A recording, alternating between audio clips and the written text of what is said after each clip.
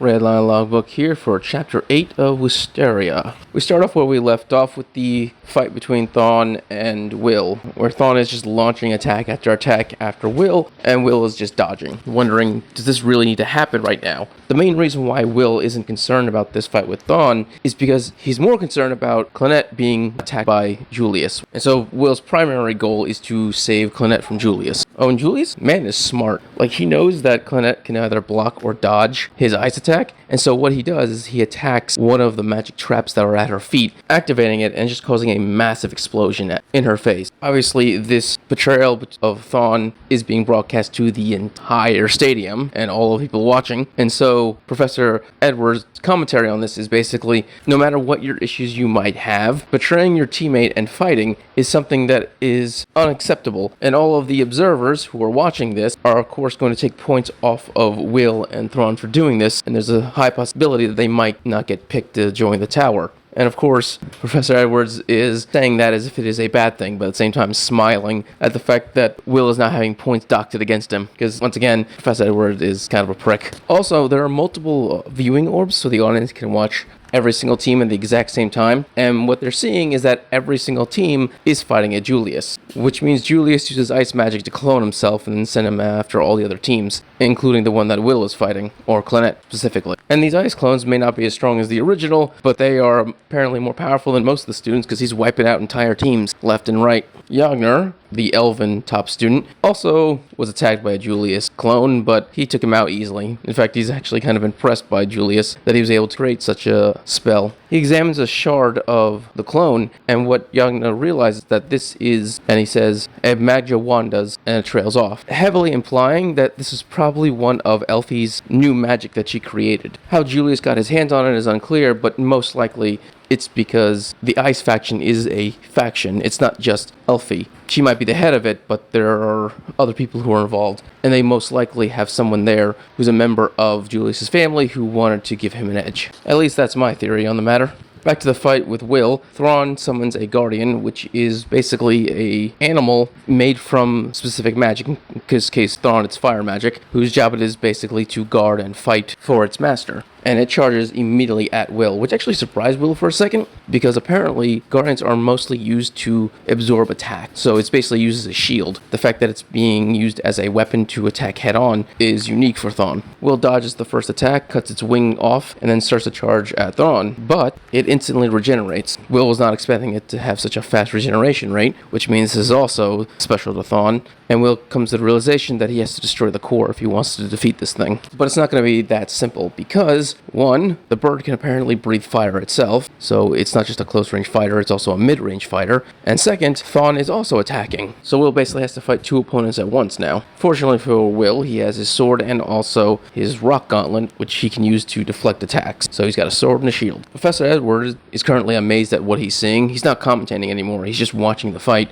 because what Thon just did is apparently way more advanced than a student should be able to do. Be able to produce a guardian so powerful at the same time, be able to also cast spells, which proves since the 6th floor, which wasn't really that long ago, Thon has gotten way stronger. Will's impressed, but Thon is not, because he knows how strong Will is, because he saw him fight the evil sentinel, and so he knows that Will is holding back still, and that just pisses him off more. And of course Will doesn't want to fight Thon, first off their teammates, but second, he still is worried about Colette. But that just makes Thon even more pissed, and he demands, why don't you want to fight me? I picked on you, I bullied you. Doesn't that make you angry? Doesn't that make you want revenge? And Will's response is, yes, I do. I've always wanted to fight back, I always wanted to get back at you. But right now, his goal is to beat Julius, not Thon. And when he hears Julius' name, that causes Thon to just throw a shit fit. And Thon actually revealed his true feelings about Will, which is that this whole time, he actually did respect Will. He was amazed by the fact that Will never gave up, that he kept fighting even though he had no magic, that he was able to accomplish so much and get so far in their school.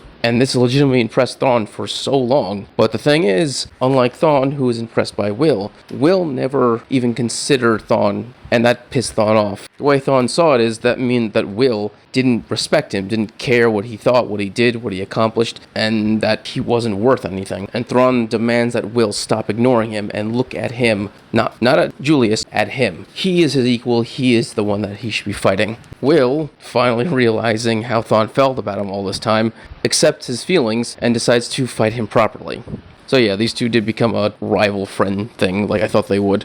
Will lowers his goggles to prove that he's serious, and Thrawn starts to cast a massive spell. And when I say massive, I mean it is basically a meteor shower of fire, similar to the one that Professor Edward was using, but it's way more. Like, this is a massive scale spell meant to destroy everything around Thrawn. At the same time, Thrawn's Guardian is charging at Will, so it's basically meant to be a bombardment and a close-range attack at the same time. Will decides to throw away all defense and go straight for the Guardian. The reason for this is because once Will sees an attack of any kind, doesn't matter if it's physical or magical, he immediately remembers it and then comes up with a way to counter it. And so since he sees the Guardian make this exact same attack before, he knows how to counter it.